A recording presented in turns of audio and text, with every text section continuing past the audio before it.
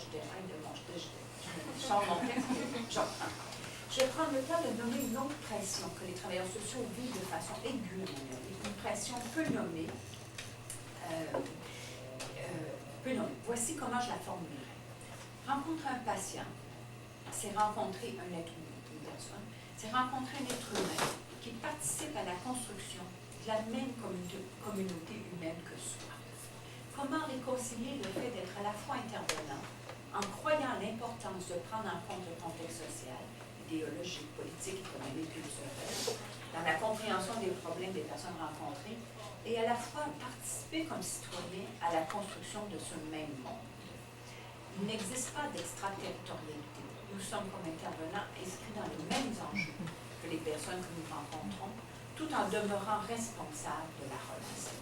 Un défi qui pose la question de la distance et de la place de l'intervenant dans la vie des gens qui nous consultent. Gilles Vigneault, il dit, ma maison, dans mon pays, ce n'est pas un pays, ma maison, c'est votre maison. Et je trouve que ça résume bien, on est à la fois dans le même monde et à la fois responsable et intervenant et responsable de la construction de la rencontre avec les gens. De plus, en rapport avec cette question, j'ai été formée à l'intervention en réseau. La question qui est la place qu'on occupe dans la vie des gens. J'ai été formée en intervention en réseau. J'ai participé pendant 10 ans à une recherche active sur cette pratique. L'intervention en réseau m'a sensibilisée à l'importance pour les intervenants de ne pas se substituer et prendre la place des membres du réseau relationnel et ainsi participer à l'effritement de ce réseau primaire.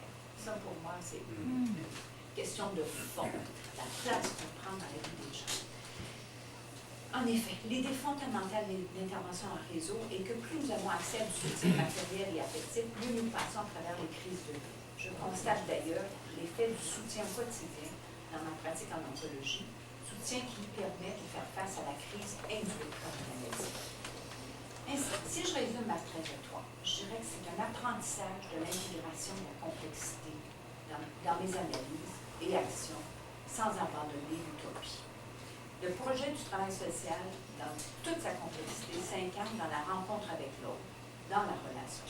Rencontrer l'autre, c'est accepter la complexification. C'est aussi accepter que le projet devienne le trajet, sans savoir ce qui va se construire. Le travail social, c'est une lutte constante, à mon avis, pour tenter de diminuer l'écart entre l'utopie et la réalité que nous rencontrons et la confrontation à la limite de nos interventions et celle de la vie. Moi, je pense que tout le monde, par exemple en onco, tout le monde approche les gens, faites-en pas. Je pense que quand on rencontre un intervenant, il faut qu'on parle autrement que ce que tout le monde parle. On est là, je dirais, attentif à être dans la rencontre face à la limite. Travailler à mettre en lien pour élaborer, mettre des mots, construire de nouvelles histoires, expérimenter de nouvelles formes de relations et de soutien. Voilà l'essentiel de la pratique du travail social à la vie. C'est à travers le lien avec l'autre que nous pourrons proposer des hypothèses, construire ensemble du sens, s'ouvrir à des nouveaux possibles, de nouvelles façons de vivre ensemble et en tant qu'intervenant, réussir à préserver engagement, souplesse et créativité. Amandant a insisté sur la richesse, la complexité du métier, vous seriez en droit de vous demander ce qui m'inciterait à choisir le nouveau travail social. En fait, au-delà de la satisfaction à soutenir les individus, les couples, les familles dans des moments de crise, j'ai la ferme conviction que la combinaison travail social, approche chimique, approche la complexité, peut baliser le chemin de la mise en place de nouvelles façons d'être ensemble et de nouvelles solidarités et par le micro, changements sociaux. Alors, je vais m'arrêter là, parce que le texte est long, mais je pense que j'ai dit l'essentiel. Tu étais-tu correct avec ça, Pierre? Ça va. Peut-être, j'ajouterais peut-être un petit commentaire. Mon avis compte. Il a été un encouragement. Comment? Il a été un encouragement. Oui, c'est ça. Je vais vous dire une des choses, dans que Marie Raymond espère avoir le temps et l'énergie de poursuivre et approfondir le cheminement en lien avec les enjeux sociaux actuels. Et un enjeu social actuel, il y a beaucoup de jeunes ici, c'est toute la question des réseaux sociaux par Internet. Moi, là, si j'étais jeune, je vous dis, là, je me plongerais dans ça.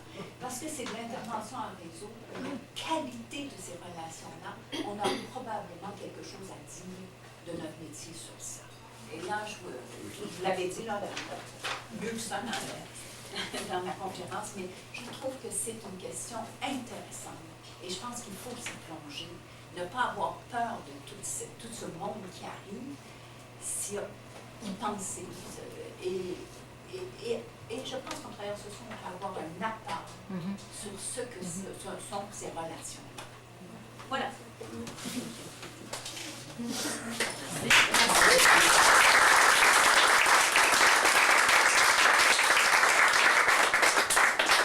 Écoutez, ce qu'on vous propose, c'est qu'on ne vous a pas dit excusez la voix aussi en passant, c'est un peu massacré, mais je suis capable de parler.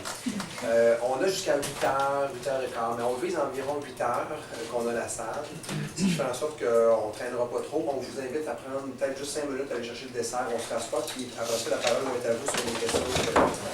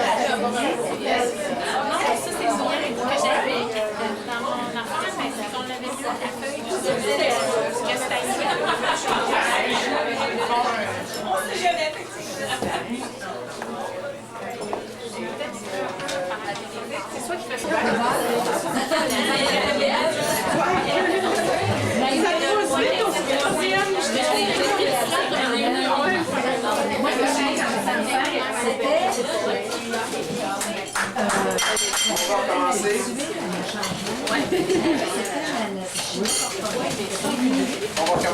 Donc, merci pour votre présentation. Puis ce qu'on vous invite, c'est, je pense que la discussion a déjà commencé aussi entre nous sur justement les différentes questions qu'on a sur le travail professionnel. Alors, la parole va être à vous. Juste avant de commencer, je vous avais dit qu'on terminait, on va essayer de diviser 8 heures. Puis si il y a des gens qui veulent d'autres desserts, je pense à Claude aussi, si tu veux un deuxième. C'est pour ça qu'il y en a ici. Et pour ceux qui... Marie est ici, Eric. Comment? Marie est ici. On est plus à... Je l'avais oublié. Alors, c'est ça donc. Je vous laisse. Qui a des questions sur un peu la présentation ou différentes questions que vous avez sur le texte. Le texte que vous avez lu d'ailleurs aussi, qui était pour ceux et celles qui ne l'ont pas lu, on vous invite à lire. Il est dense, mais il est très riche. Je commencerai avec une première question. Plus fort, Catherine. Est-ce que vous entendez bien aussi en arrière? Tantôt, j'ai dit Linda, non, donc il faudrait parler plus fort. Au fond, la question reste peut-être plus à Linda quand vous parlez des réseaux sociaux. Tout ça, j'aurais aimé ça quand vous entendez plus. Comment vous voyez ça? Alors, je vous ai dit, j'ai travaillé à l'intervention. J'ai été formée par des gens, Rod Speck et John Speck, à l'intervention en réseau. Ils ont écrit un livre qui n'est pas traduit en français, qui s'appelle Network Intervention. Et on réunissait autour du patient identifié son réseau. Alors, puis on élaborait la carte des relations. Et le réseau primaire, le réseau secondaire, etc. Et je trouve que quand je regarde Facebook, quand je regarde les réseaux sociaux, en fait, là, excusez, mais les termes, je ne les connais pas bien. Quand je regarde comment les gens communiquent, les jeunes communiquent entre eux, et peut-être les adultes vous-même, je me dis, tiens, c'est une toile. Ils appellent ça d'ailleurs une toile. Vous voyez, l'intervention en réseau, c'est networking. Une toile de relations. Et dans le réseau, quand on faisait la carte des relations, ce n'était pas l'intensité des relations nécessairement qui créait le soutien. Il pouvait y avoir des gens avec qui on avait des... J'anime en... Attends, je dis 10 affaires en même temps. J'anime un groupe patient proche. Ça me vient parce que je l'ai fait mardi. Et dans ce groupe-là, on demande aux patients de faire leur carte des relations. Et les patients, cette semaine me disaient, on a retrouvé des gens proches de nous à cause de la maladie ou grâce à la maladie, avec qui on n'avait pas nécessairement d'intimité, mais tout d'un coup, ça revient à ce que Pierre disait, lié à l'identité de la maladie, au travail autour de la maladie, on a retrouvé d'autres personnes. Et moi, je trouve que ça ressemble à Facebook, ça ressemble aux réseaux sociaux, ça. Et je me dis, quelle sorte de personnalité ça va faire? Hein? D'ailleurs, moi, je vais vous dire ma définition des troubles de personnalité, c'est des gens qui sont sensibles à de multiples enjeux contradictoires. C'est des gens intelligents, en relation, pris dans de multiples enjeux de relation et des enjeux contradictoires. Et je me dis d'abord, quel genre de personnalité ça va faire? Qu'est-ce que ça va développer? Et qu'est-ce que ça va développer au niveau des liens? Et comme nous, notre métier, c'est un métier où on est à la fois des êtres singuliers, avec nos couleurs particulières, et des êtres sociaux, je me dis qu'on a avantage à s'avancer et à parler de ça aux travailleurs sociaux parce qu'on est les mieux préparés à mettre ensemble l'assemblage être singulier, être sociaux. As-tu des choses à rajouter sur ça? Même si la question est pas Oui, tu as le droit. En écoutant ça, ça me rappelle. J'ai travaillé dans une équipe, genre, c'est une grosse entreprise dans le début. Est-ce que vous entendez en arrière? OK. Dans une équipe C'est moyen. qui recevait des familles qui avaient un patient, un enfant, un adolescent, dit multiproblématique. Ce que je veux dire, qu'il y a plus que 2 diagnostics évaluations, il peut en avoir 3, 4. Et il y avait un jeune enfant qui avait hyperactivité, entre autres, trouble envahissant du développement. Il allait dans une classe TED, il était assez isolé, un peu bouc émissaire, comme ça arrive souvent au TED. Et c'est un maniaque d'informatique. Évidemment, la bonne idée qu'on avait eue, c'était de contrôler son activité informatique, ce qui le frustrait, ce qui le mettait hors de lui. Et dans l'équipe où je travaillais, on avait décidé de plutôt le mettre en réseau avec d'autres jeunes qui jouaient à un jeu, là, il était maniaque d'un jeu, je ne me rappelle pas lequel. Et en fait, il s'est fait des amis, il est devenu un champion dans ce jeu-là. Et évidemment, là, il est devenu au contraire d'un bouc émissaire, il était convoité, d'autres jeunes voulaient jouer avec lui. Ça lui a sauvé la mise à ce moment-là, en fait. Alors qu'il était apparemment un raté total, il est devenu admiré et il s'est fait des à Laval, ça c'est juste à Laval, c'était pas mondial, mais il joue avec du monde de partout, mais à Laval, il a commencé à avoir des liens avec d'autres garçons, d'autres jeunes. Alors, c'est des nouveaux médias, en fait, qui sont là, qui existent. On est pris dedans. Si vous mettez votre adresse courriel et votre carte d'affaires dans les rencontres, vous êtes pris dedans. On est dedans. Ceci dit, moi je pense que les institutions ont à se camper actuellement. Quelque chose, je passe un message pour l'ordre aussi. Les institutions ont à se camper, à mon avis, sur est-ce que sur nos cartes, on met notre courriel? Moi, actuellement, ma position, c'est je pense que non. Hein? Puis les entrevues par courriel, je vais vous dire, on a à réfléchir avant de développer ça. Mais là, ça, c'est toute une autre question. Mais il reste quand même que je suis d'accord avec Pierre. Pour moi, il y a toute quelque chose qui court sur... ça fait des liens non profonds, etc. Je ne suis pas sûre du tout de ça. Je pense que ça fait des identités. Ça crée... ça partire à la création d'identité. Je ne suis pas sûre de la profondeur ou de la pas profondeur. Hein. Je suis très critique de dire que ce n'est pas des liens profonds. Et je me dis, tiens, dans quoi on est en train de s'inscrire? Vraiment, c'est des beaux termes. On peut mettre en rapport la superficie et la profondeur. Parfois, la superficie est plus importante que la profondeur. Mais si ça vous intéresse, ces aspects-là aussi, il y a Serge Tisseron, qui est un psychanalyste qui s'intéresse beaucoup à ces aspects-là. Il a écrit entre autres un petit livre qui s'appelle La réalité surexposée.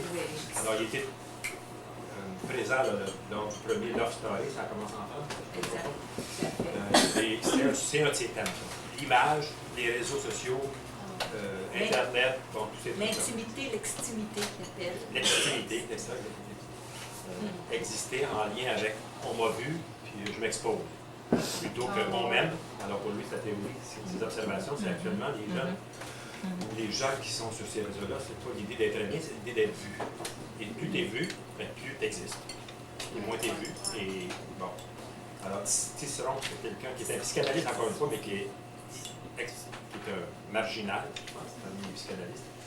Relationnel. Il s'intéresse beaucoup aux aspects relationnels, comme ça, dans ses nouveaux médias. Vraiment, je trouve que c'est notre métier, c'est le métier de comment les liens nous soutiennent dans la vie. Fait que là, je me dis, penchons-nous sur ça. Je suis vieille, j'ai plein d'idées, mais j'aurais pas l'énergie actuellement pour plonger dans ces questions-là, mais je pense que c'est des belles questions. Autre question, commentaire? Oui. Comment vous voyez l'intervention sociale au niveau des CLSC, des CSS? Parce que je lisais un peu votre texte, je vois toute la complexité qu'on nous amène de plus en plus à faire des interventions. T'sais, on limite, là. Présentement, moi, dans mon secteur, on n'a pas encore limité le nombre de rencontres, mais ça s'en va vers ça, ça se rend compte. Comment vous voyez ça? Comment vous voyez qu'on peut défendre tout le service social? Parce que je trouve aussi qu'on a parfois de la misère à nous défendre notre identité professionnelle face à nos boss, face à dire l'importance du service social. Ben, moi, je trouve que le problème, c'est qu'on ne se donne pas les moyens pour faire ce qu'on a à faire. Parce que si, par exemple, il faut travailler à court terme, pas de problème avec ça, sauf qu'il faut une cohérence dans ce genre d'intervention-là. Si on veut faire du court terme avec une approche psychodynamique, ça ne marche pas. On peut faire du court terme très efficace avec une approche cohérente. Ça veut dire l'évaluation, l'intervention, et ça va très bien, ça va aller très bien. Le problème, c'est qu'il y a comme c'est tout mêlé, on ne sait pas dans quoi on est, puis il y a des balises qui t'arrivent comme ça, sans tenir compte du contexte dans lequel ça tombe. Et sans former les gens en rapport avec ces balises-là. Parce que court terme, c'est pas mauvais en soi, mais ça impose toute une autre manière d'aborder le ou les problèmes. On ne les regarde pas de la même manière, on ne fait pas le même genre de travail. Et on peut être très créatif, intensément créatif dans très peu de temps, mais il faut avoir une cohérence interne, j'appelle. Ben, c'est ma vision de sur ce que vous me dites autour de CLSC. Parce qu'il y a tellement de place pour faire des choses intéressantes dans ces contextes-là. Tout arrive là. Et je trouve que c'est merveilleux pour nous. Moi, je pense qu'on est des travailleurs sociaux. Moi, ce que j'aime, parce que je ne suis pas destiné à être travailleur social plus que ça, mais c'est l'aspect d'être spécialiste du généralisme. Je ne sais pas comment dire autrement. D'avoir tout. C'est merveilleux, ça, d'avoir accès à tout. Pas être spécialisé à avoir juste un truc, une facette, une problématique. C'est de l'expérience à chaque fois. On rencontre des occasions d'être inventif à chaque fois aussi. Moi, ce que je répondrais, d'abord, cet aspect de la complexité que j'appelle des spécialistes de la du généralisme, je pense qu'un des aspects difficiles de notre métier, c'est que ça nous rend la tâche difficile sur parler notre métier. Et je pense qu'il faut qu'on apprenne à parler de notre métier dans les réunions. De dire, voici pourquoi je fais ça, voici mes hypothèses, voici comment je conçois mon intervention. Ça, je pense que ça, c'est une faiblesse du travail social. Hein, je ne sais pas, vous regardez les psychologues, ils ont leur théorie, leur cohérence. C'est comme développer sa cohérence, je pense, c'est extrêmement important de développer une façon de parler de notre métier. Le texte, c'est ce qu'on a voulu écrire, c'est le trajet de notre métier. Hein? C'est le sens, c'est la fonction du symptôme, le contexte dans lequel le symptôme apparaît, etc. Maintenant, aussi dans le CLSC, il y a deux niveaux. Je pense que les CLSC, il faut apprendre à aussi expliciter les deux niveaux. Il y a le niveau du maintien en communauté. Le niveau du maintien en communauté, pour faire ça, le maintien de... Moi, j'adore le travail de maintien de... D'ailleurs, j'ai une collègue qui est ici ce soir qui travaille en locaux et qui est souvent prise à la relocalisation des personnes âgées. Est-ce qu'il y a quelqu'un ici qui a des parents âgés qui sont en processus de relocalisation? Je me dis, y a-t-il un événement lié si important? C'est incroyable, ce moment de vie-là, qui est aussi important pour la personne que pour ceux qui restent, qui vont rester quand cette personne-là va mourir, etc.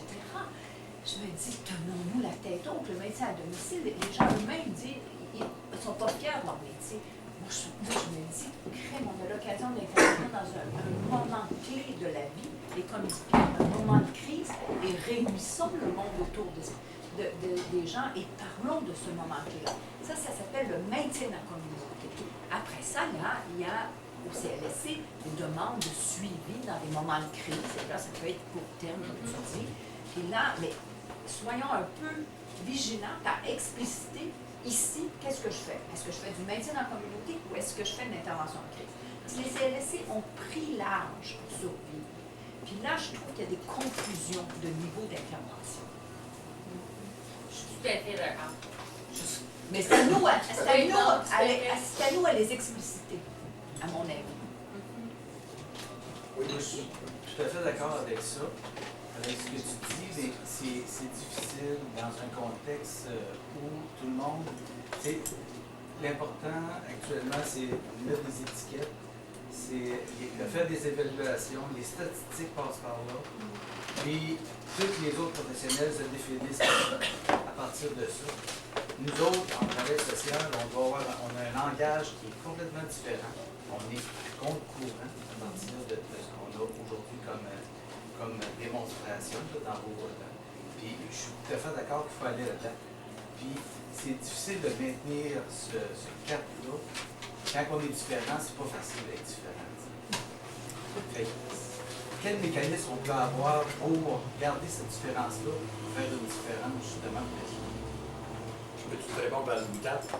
Tu dis que tout le monde s'entend sur l'aspect étiquetage, étiquette. Donc, tout le monde est dans cette petite zone-là. Il reste tout ça pour nous. C'est gigantesque. Ça veut dire qu'il ne faut pas se laisser définir par ceux qui se définissent. On se définit soi-même. De toute façon, c'est des gens qui sont forts sur les étiquettes sont toujours pris avec des gros problèmes sur ça ne marche pas, l'environnement fait des problèmes, les parents n'appliquent pas les bons conseils qu'on leur donne, les gens ne suivent pas les recommandations, etc., etc. Envoyez-nous ça au TS, on va s'occuper de l'environnement, des relations, du fait de la famille, pas de problème. Et ils sont bien contents quand tu agis comme ça parce qu'ils disent ces maudits parents-là, de toute façon, ils ne nous écoutaient pas, on nous envoie au TS. Puis là, nous, écoute, on a toute la place. Ah ouais, ça, c'est pas la place qui manque. L'ouvrage, on va en avoir en masse. Mais c'est pas facile à. Moi, je Mais qui dirais. a dit que la vie était facile, la vie? Non, mais c'est un contexte qui n'est pas. C'est pas facile à tenir, cette différence-là. Moi, j'ai vu beaucoup d'intervenants, là. Tu sais, moi, je suis conseiller clinique dans mon organisation. Puis c'est facile que les gens tombent dans la psychologisation, vont chercher des outils que les psychologues définissent, tout ça. Puis on devient des psychologues à quelque part, là, tu sais. Puis moi, ça me rend triste. Oui, tu as raison. C'est triste. C'est comment participer à sa propre disqualification. Mais c'est la culture qui vient nous colorer aussi. On fait partie d'une culture. Fait que ça nous prend un lieu d'appartenance quelque part pour pouvoir garder notre couleur. Moi, par ailleurs, j'ai une autre réponse aussi, c'est, je vais te donner l'exemple, je vais le parler par le concret. Par exemple, s'il vient le temps de prendre une médication, disons que si j'avais un enfant qui était hyperactif, c'est une question, c'est légitime qu'il y ait un diagnostic qui puisse avoir une médication, tu vois. Ceci dit, moi, ce que je dis aux gens, c'est ça, c'est le médecin qui s'en occupe, c'est le psychiatre qui s'en occupe. Je ne me permettrai jamais de discuter de ce que le psychiatre donne comme médication. Je veux dire aux parents, vous retournez vous parler avec lui. Puis si j'en avais un enfant qui avait ça, je pense que j'accepterais la médication. Ceci dit, moi, mon travail, c'est de vous aider à comment, au-delà du diagnostic, au-delà de la médication, comment vivre ensemble. Parce que je vais prendre la formule de Pierre, il y a des enfants hyperactifs bien élevés, puis il y en a des mal élevés. Et le bien élevé et le mal élevé, ça, c'est comment on vit ensemble. Et ça, c'est le travail d'intervention. Voilà. Hein? Mais là, vous voyez, c'est qu'il faut apprendre à se différencier. Puis, on joue trop moi je trouve, là, à regarder ce que fait l'autre, plutôt que de dire ce qu'on fait. Moi, j'ai travaillé beaucoup en pédopsychiatrie avec des jeunes en difficulté, sans jeunesse et tout. Combien de réunions j'ai vues où on passait des heures à discuter de la médication. Le psychiatre n'était pas là. Il y avait, je sais pas, l'écothérapeute, le travailleur social, le psychologue, l'éducateur, et on parlait de la médication. Il en a passé, il a peut-être passé, il apprend-tu vraiment, ses parents sont. C'est pas le problème, on a dit. Les équipes voulaient mieux travailler, c'était où on disait ça, c'est pas notre problème, c'est pas à nous de le traiter. On a en masse de jobs, comme tu disais, sur comment les gens se comportent. Mais on est sollicité, hein. Les gens disent, qu'est-ce que vous en pensez, vous, de travailleur social? Moi, je disais, écoutez, c'est pas mon métier. Diagnostic, médication, j'ai mes opinions personnelles. Je suis citoyen. Mais je ne me permettrai jamais d'aller, j'ai vu des pédopsychiatres aussi dire, est-ce que c'est ton boulot? Ben non. Alors, ben, c'est pas mon boulot. Et ça fait des rapports aussi très différents entre les professionnels, que chacun respecte le bout de l'autre, mais on ne se fera pas respecter, nous, si on respecte, on n'a pas des messages clairs qu'on respecte la place de l'autre.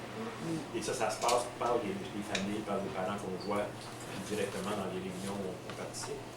Et c'est sûr que ça demande à chaque fois de dire non. On est sollicité. On est sollicité à plein de choses aussi. Hein. Ça, c'est un des principes de base, à mon avis, du travail interdisciplinaire. C'est accepter la limite de notre métier.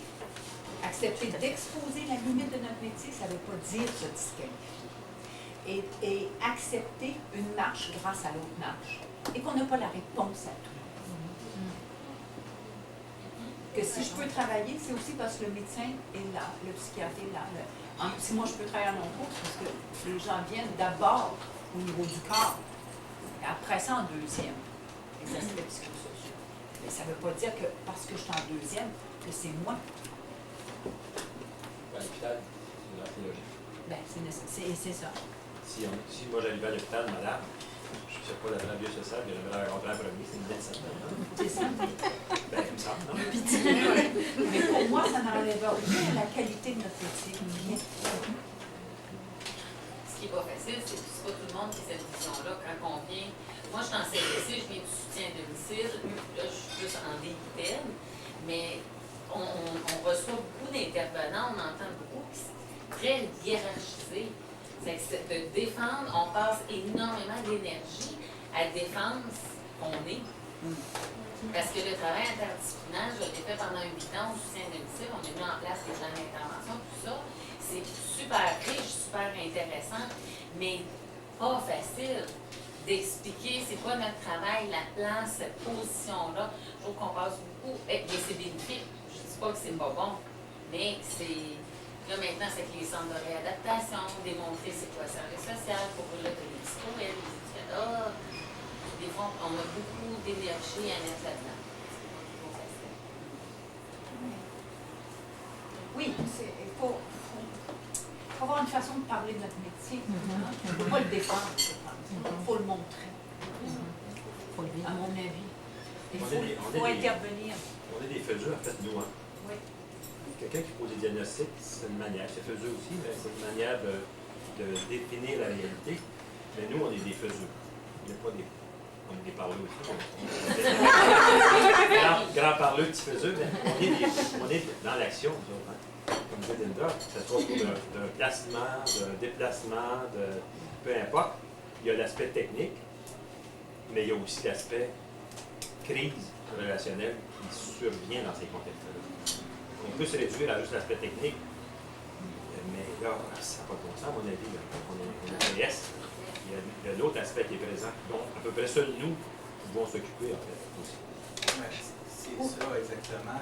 L'aspect technique, c'est quelque chose qui est plus voyant. On peut l'observer. Ça se calcule.